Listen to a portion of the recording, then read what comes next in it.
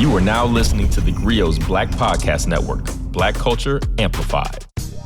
Hello, I'm Maiysha, host of theGrio's Writing Black podcast. In West African tradition, to be a griot is to be a storyteller, one who carries and communicates the experiences and legacies of a people. As theGrio's lifestyle editor, I've always been fascinated by how we tell our stories.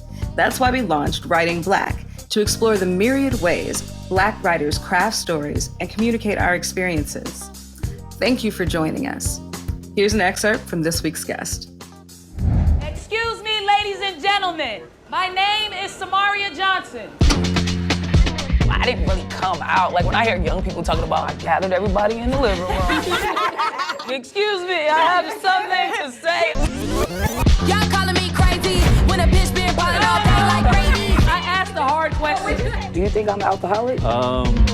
If I only freeze my head, is it like cheaper? It is cheaper. It's a broke people thing to only freeze your head. That's right. That's a whole nother episode. I cannot be more excited to have this guest on because this is somebody who gets a lot of play in my household. So I am very excited to have Sam Jay with us today, who is one of my favorite writers as, someone who's written in multiple mediums. You've done stand-up, you've done TV, SNL, your own vehicles. I just thought you were such a perfect person to have on. As this podcast airs, you will have just wrapped your second season of Pause with Sam Jay on HBO. If y'all are not watching this, you should be because it's hilarious. So Sam, how are you? And, how has this season been for you? I guess I'm pretty good. I'm glad that the season is winding down. I need a break, so it'll be nice to kind of not be so worried over the episodes and get a little space from it to also kind of think about what I want to do next season. And I don't know, I guess I feel good about the season. It's kind of hard when you're immersed in it to feel anything, but just kind of consumed by it. But I feel like the reception has been good and people are like taking to it and really starting to connect with what the show is. Well, the show is really, the reason it gets so much play in my household, I really think you, in addition to just being a naturally hilarious person who surrounds yourself with hilarious people, you are doing this sort of cultural commentary that I think is a little different than what we're used to seeing. It's refreshing. It's very rooted. It's very rooted in the way that we speak to each other culturally, like as Black folks. You have a predominantly Black crew of folks around you, which is one of the reasons I really wanted to have you on as well. Because, I don't know that this is something new that I think we've seen in the last few years in terms of getting a more realistic lens on how we speak to each other. I know you work with Prentice Penny. Insecure was a hit for a reason, and I would say the same about Pause. So how did Pause come about? Like, how do you all sit together and say, okay, this is what we want to do a show about? Like, what was the genesis of this? Honestly, I got linked up with Prentice through like some agents and my manager, and we've had a couple of meetings and just like talked to each other and just figured out if we would vibe at all with one another as people, and we vibed as people. And then, we started talking about what a late night show could be. And it was just a lot of conversations really at first about more so what we wanted the show to feel like, even before we kind of started talking about what it would look like or like what it could be. It was just like, what type of thing are we trying to put out and what are we trying to get out of what we're trying to put out? And I think just over time, and once we really started like getting in the writer's room with it, and working on different iterations of it, the iteration we have kind of just grew out of development, really. I love that you brought up the writer's room because I think that's something that not a lot of us are privy to. We hear about them. You've been in some pretty legendary ones already in your career. But one of the things that's really cool, I think, about Pause in particular is that, and correct me if I'm wrong here, I always get the sense when I'm watching it, because you're surrounded by so many other industry folks and other comic voices, some of which, are very recognizable, some of which we may not know. It kind of gives that feeling, like it kind of gives me the feeling of a writer's room. Was that the vibe you were going for? The vibe we were going for more so is just how conversations actually happen. I was at work and this bitch was like, I want to get Bantu knots, but I don't want to hurt black people's feelings. And I'm like, why do you think you have the power to rock my date? You just look dumb. That like open floor dialogue that seems to happen at a party or when you're hanging out with your friends where people have their guards down and they're not trying to say the perfect thing, but they're just saying what they actually feel about something. And we were just trying to capture that as much as we possibly can. And I think by coincidence, comedy writers' rooms typically work the same way as that. But I don't know that was like the forefront in our mind of like, it needs to feel like a writer's room. Honestly, we were just like, it needs to feel like a party at my house. And I work in comedy and I work in comedy writing. So typically at my house, there's a lot of comics and writers and people like that if I throw a function. But mixed with my family and my friends who have regular 9-to-5s and all that stuff. And like, that's what we tried to bring to Pause, was just like a bit of a hodgepodge of like people in my life. Well, you also are very much inviting us in as guests at that party as well. So it's always a really good time. I would say that. And you also, the vibe is fun, but you're hitting on some really like, for lack of a better term, some pretty serious, you just are, one of my favorite episodes actually was about sexual miscalculations. I thought that was a really great way of phrasing that. And it's something I think about a lot. The politics of consent, the fact that consent has become very politicized, all that kind of stuff. When you're sitting around like brainstorming about these topics, like, are these just areas of discomfort? Are these things that people are, have brought up to you that you're like, oh, you sit around and list these things? I'm really interested in the process of how you decide you're going to delve into these topics further and who you're going to invite to discuss. Really it's just more so like we just talk in the writer's room and the things that kind of everybody grabs onto and has an opinion on, we kind of keep pushing towards those things.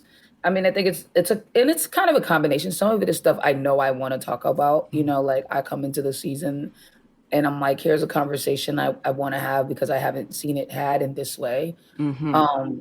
I think we choose things based on if we have something to contribute to it. I don't like to just talk about things because it's the thing to talk about of the week or it's the thing everybody's talking about right now. Like if I don't actually have a real opinion or anything to add to the conversation, then we typically steer away from things like that. But when it came to the sexual miscalculations of it all, I just felt like I've never heard that conversation being had in a very just kind of like open and honest way from both sides of it. Didn't say no, but also I'm giving you all of the signs that say stop. It's usually a very heated line in the sand conversation. Mm-hmm. And there is so much gray that I just don't think gets addressed. And so we were like, hey, maybe a conversation around the gray of it all. And this is always usually stuff that I've talked about in my personal life or been sitting around with my homies and been like, yo, this is that, or that is this. And like, why aren't we ever hearing anybody talk about this part of it or that part of it? And then that's kind of how we choose stuff. Again, that was an episode that for me, those are conversations I have, with my friends as well. I love the fact that you leaned into like the gendered aspects of it. I just thought like, the nuance of it all that is then couched in this really casual, often really hilarious conversation is kind of a marvel to behold. Is it true? I did a little wiki research here, and we can't always depend on wiki for everything. So, is it true that you started stand-up a decade ago? I was 29. Yeah, I guess. I feel old, but yeah, I guess 29. Wow. Because I look at like what you've accomplished in a decade here as a writer. Writing for SNL. Black Jeopardy. You're part of like that's a Sam. You've been involved in some of these like iconic moments that pop culturally, all of us identify with, right? Does that ever feel overwhelming? No, I don't really think about it. it's just always stuff to do, like with the Black Jeopardy of it all, that was already a thing when I got there. Okay. Che and Tucker had been doing it. You had the Tom Hanks one. Yeah, just jam down with Tucker and Che on two of the joints, and that was fun and it was cool. It was a good time. Um, but I don't know. It's just I don't really spend too much time dwelling in that stuff because it can get overwhelming. So I try to just focus on what's ahead of me. Yeah, and just to be a little clear about what I meant by overwhelm, I guess I think of, also being a writer myself, producing a podcast, all those kind of things that we do, trying to juggle those things. And I'm not doing it at anywhere near the scale you're doing it. And I get overwhelmed, And I think, when we talk to writers, a lot of it is so much about like, where do you find the time? Where do you carve this out? Where do you find this space to be creative sometimes? Because obviously, the more in demand that you are, the more difficult it becomes to even just have a life. So I think that's kind of what I was more leaning into, I guess, a little bit in terms of with that name recognition, do you find that you have to become more structured in the way that you approach your craft? I think I'm just realizing that, honestly. I feel like I actually just thought about it for the first time this morning. It was weird yesterday because I woke up this morning and I was like, I may have to create a schedule because things are starting to just pile up and, I don't know that I'll get to everything and give it its due diligence if I don't start making it more like structured, though I'm not really that way. I don't really approach things like that. I'm pretty loosey-goosey. Yeah, same. When it comes to stuff and creating stuff. But I was like, man, I might have to start getting up at like 8 o'clock and dedicating like an hour to this and an hour to that and blah, blah, blah. So I don't have a firm answer yet, but I'm just starting to think about it, I guess. Listen, I mean, that was actually why I asked, because I know how it is as a creative. Like it's hard because we like to be loosey-goosey. We like to let inspiration strike. Yeah. But as we know, more money, more problems, more schedules, more, all that good stuff. Yeah, it just becomes like a necessity to some degree. Right. But I guess I'll find a rhythm that it won't, because if it's too structured, I know it won't work for me. Mm-hmm. I've never worked like that. I was never like a comic who was like, I got to get up and write for an hour every day. I don't do that. I kind of just write all day and I'm thinking all day and I'm tooling things around and moving things around in my brain all day long. So there's got to be some middle ground where I won't lose that, but it's not as loose as it's been. So speaking of comedy, so we've covered that this whole career, this amazing and still growing career of yours, has been a decade's worth of work, and we know a lot of stuff happens before people become overnight successes, so to speak. When did comedy make sense to you? I mean, like when did you just wake up one day and say, hey, I really want to do stand up. I really want to just get up in front of people and riff. What happened? I mean, I think I was always kind of wanting to do it and then thinking about it. And I had tried it in my early 20s and then went off and did a bunch of other stuff. And I don't know, I was getting to my 30s. I was about to turn 30 and just not feeling like I was living to my potential, honestly, and just trying to, figure out why that was, what were the blocks and what was going on, why I was kind of in a rut in life. And comedy was like the one thing that I wanted to do, but I was scared to do, kind of. And so I just kind of, took it head on and was like, let me try it and see. It was really like a what do I have to lose feeling of like, I want to know and I'll regret if I never try and I don't find out. And what's the worst that could happen? I'm bad at it. And then I go do whatever it is I'm already doing. You know what I mean? It just felt like what could be the worst scenario wasn't too bad in retrospect. So I just kind of went for it. I mean, I think that's such a Hey, it's such a refreshing answer. And I think it's, it is that thing. I don't know that we're asking that enough of ourselves sometimes. Like, what's the worst that can happen? And you're thinking, oh, I could fall flat on my face. I could humiliate myself. I could do whatever. But that regret factor that you talk about, I think is definitely got to be the overriding emotion when it comes to pursuing or not pursuing something. And I love that answer. I also have a soft spot in my heart for another vehicle you're involved with, which is Bust Down. I have a feeling that the reason I'm so soft on this is that I can literally see Gary, Indiana from my apartment. I live in Chicago. So I'm like, this is not altogether unfamiliar to me. How did this come about? But this show is ridiculous, first of all. But like, what happened there? How did this come together? I mean, way before even I was at SNL, Chris Langston, Jack, and I were working on it, and it's really just a labor of love that we have been working on for a long time. And it lived in a few places, at Hulu, at Netflix at one point, and kind of bounced around, but we never gave up on it. I can't believe you didn't help me. You watched her pour a mango margarita on my head. No, I left before that. And more, it just didn't seem right to get involved in a domestic violence situation. It wasn't a domestic violence situation, bro. We don't even live together. It was just regular violence, you dumbass. We really wanted to do this thing together.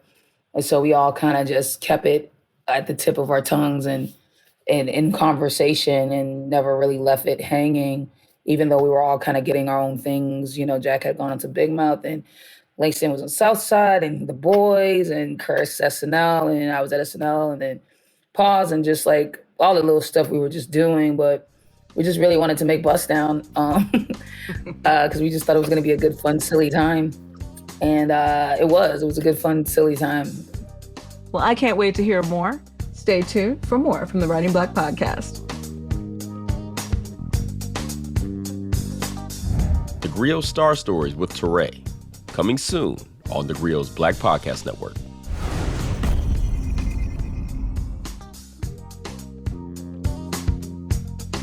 Welcome back to the Writing Black podcast. One of the things I do think, and we were touching on this a little bit earlier when we were talking about the format of Pause and this kind of like party atmosphere that you create. And even, talking about Prentice and the kind of projects that he's become synonymous with. But it seems to be a really, really exciting time to be a Black creative, and particularly a Black writer, a Black content creator, if you're working in, television, et cetera. A lot of people have definitely, coined this time the new Renaissance. How does it resonate for you, kind of being able to not just bring yourself to the proverbial table, but do it with your friends, have these communities of folks who are just like, bouncing ideas off each other and actually being able to make them happen. And maybe, I don't know, do you feel that same sense of gatekeeping, or do you feel like some of that's breaking down a bit? I know that's a layered question there. I don't know. I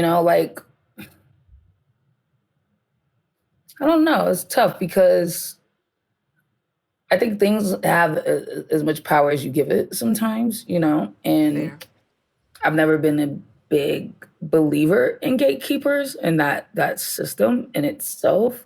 I mean, you go through that when you start as stand-up, there's a lot of gatekeepers, even locally, before you can go and do anything nationally, just trying to break into your local club's network and all that. There's always dudes who are telling you what the do's and don'ts of comedy are and how long it takes to do this and what it requires to do that. But like, there's no one way to do anything. And most of the time, like those people don't even really know what they're talking about, especially like when you're dealing on a local level. A lot of the times you're dealing with someone who hasn't necessarily left your hometown, but is telling you what it takes to like make it in LA. So it's like, you have to put all that stuff into perspective. You know what I mean? So when it comes to like the industry itself, I just didn't, I just focused on making cool things and working with people I liked. And I've had success that way. That's all I know. You know what I mean? Like, I I didn't really fall into that whole thing. And I'm not to say it doesn't exist. I just don't know that I gave it that much of my time or energy. I just feel like, you're gonna hear a lot of no's as much as you're gonna hear yeses. That's just the nature of it. Everybody's not gonna like you and everybody's not gonna get you. And at the end of the day, when you're out here selling something, you're selling something and someone's buying it and they're buying it because they feel like it's an investment. And at the end of the day, they hope that it will help them sell ad space because they are a business and that's what they're in the business of doing. And if they don't think your thing will do that, that's fine. There's a lot of places to sell things too. And like, there's a lot of ideas. So I don't know. I just kind of live by that and just do the things that feel good and do the things that feel correct for me and work with the people that I feel get me as an artist and like get the things that I'm trying to do. And yeah, that's just how I choose to play the game, I guess, and you can. So I don't know if it's like a relaxing thing or a not thing or people just giving some stuff too much like weight that just doesn't really have that much weight at the end of the day. You know what I mean?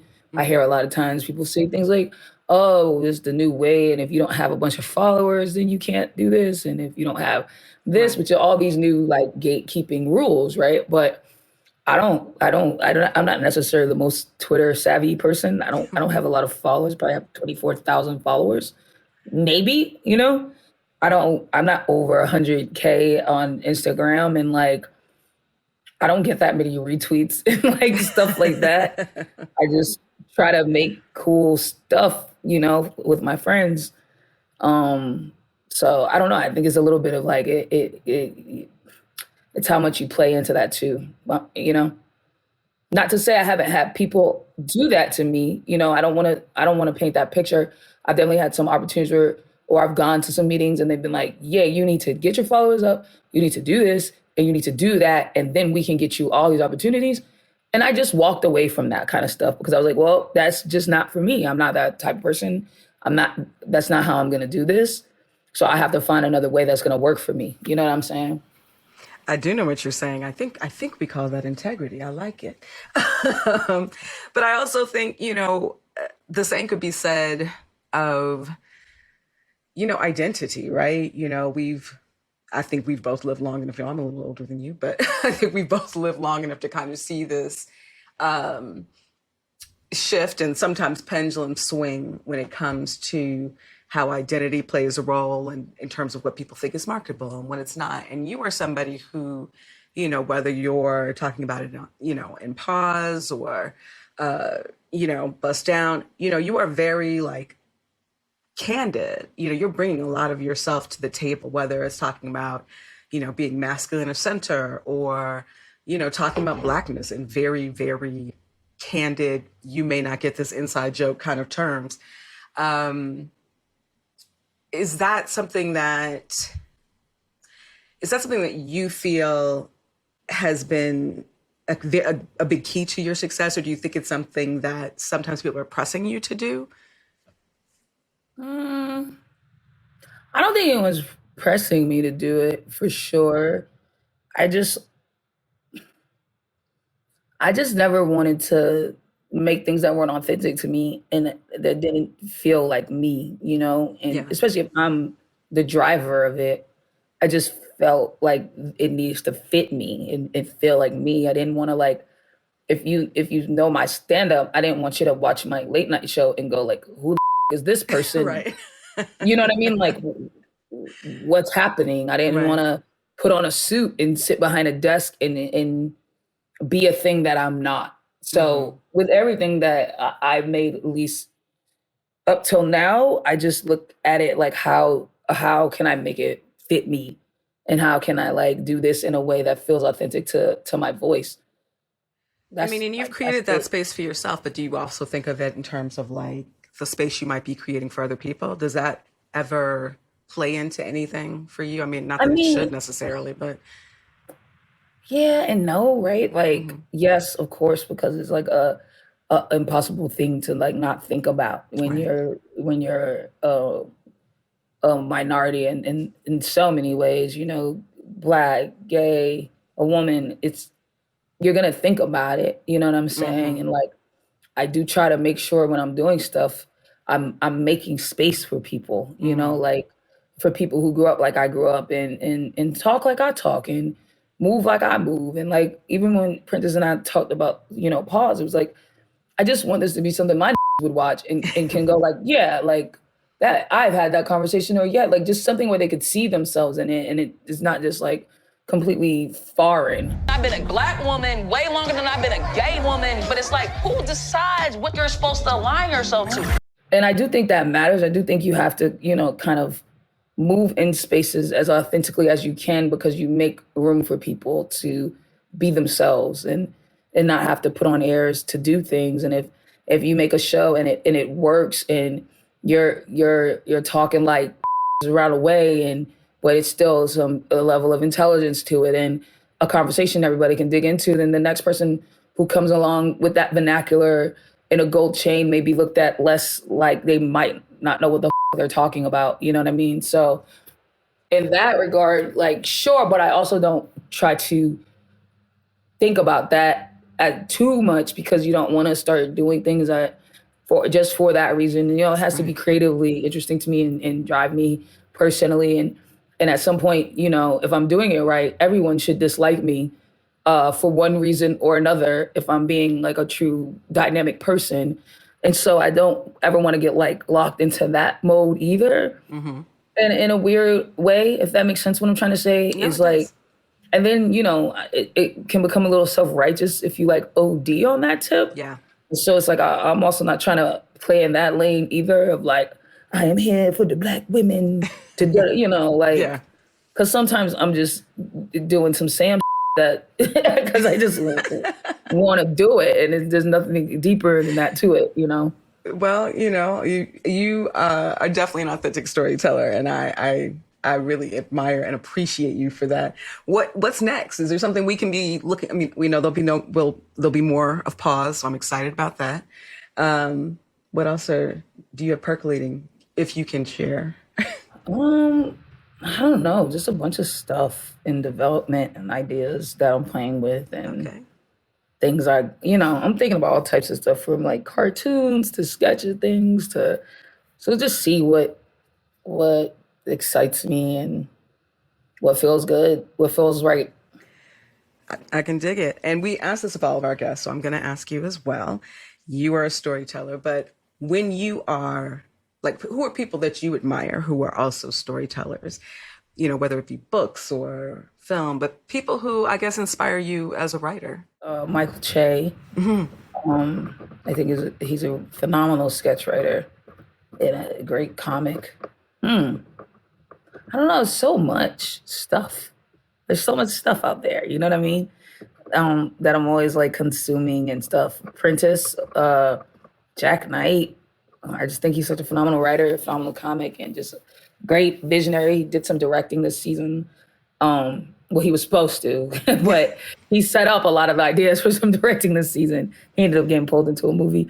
But, so he's been inspiring me to just in the idea of what I can grow to become in this industry and stuff like that. What am I reading, chilling on the side? I haven't read a book in a minute, so now don't get me to lying about that. I have started The Water Dancer, and I'm just in it. You know what I mean? But I'm not done with it. It's been like a slow read for me. You know what I mean? And then I like the classic people that everybody, digs and likes. Just finished Giovanni's Room maybe last summer. And Love, yeah. I had a good time with that. But I think I'm just catching like inspiration from everywhere. All right. Well, you're giving inspiration too, and we really appreciate you coming on to Writing Black to help us kick this podcast off, and just to really sit and glean some of this authenticity and this brilliance. So thank you, Sam J. Thank you for your time. Thank you for yours. So we've reached the part of the episode where I talk about some of my favorite things to to share with you. But one thing I do want to share with you in regard to this episode is that we had this conversation with Sam J just a few days before she lost one of her closest collaborators, Jack Knight. If you don't know Jack Knight, he was an amazing comedian, writer. His stand-up is brilliant. His acting is brilliant. He co-starred with Sam in Bust Down. His writing was all over Pause with Sam J. And just a really, really vibrant, young, fresh, just ridiculously brilliant talent that I'm sure a lot of us feel has gone too soon. So we want to pay tribute to Jack Knight, and that I would say Jack Knight is one of my favorites and one of those voices that I wish I could have heard a lot more of. But I highly recommend go to YouTube, check out Jack Knight, and you will get a taste of his writing, his humor, his cleverness. Watch Bust Down for the same reason. I will admit, though, that my favorite Jack Knight moment is actually not one that he wrote. It's a performance, and actually he's animated, so he doesn't even really technically appear in it. But if you watch the animated series Big Mouth, I believe that's on Netflix, you will hopefully be familiar with a very iconic little musical number called Code Switching. And yes, it's about exactly what you think it is. And Jack Knight performs that piece. And it really, to me, it kind of epitomizes the wonderful energy that we were just becoming accustomed to when we lost him. Do I have a code switch? No. How does a code switch work? Well, it's a little tricky, but let me break it down for you. As a black kid, you gotta learn this handy trick of social self-defense. You switch up your speak and give your manner a tweak depending on the audience. I'll be Will Smith, witty, or cool like Diddy, or affable as you please. Cause when you're young and black, you develop a knack for putting the world at ease. It's called code switching. All love to Jack Knight and Jack Knight's family and his friends, and obviously to Sam J. And partake in his brilliance wherever you can. Thank you so much for joining us for another episode of Writing Black. As always, you can find us on the TheGrio app or wherever you find your podcasts.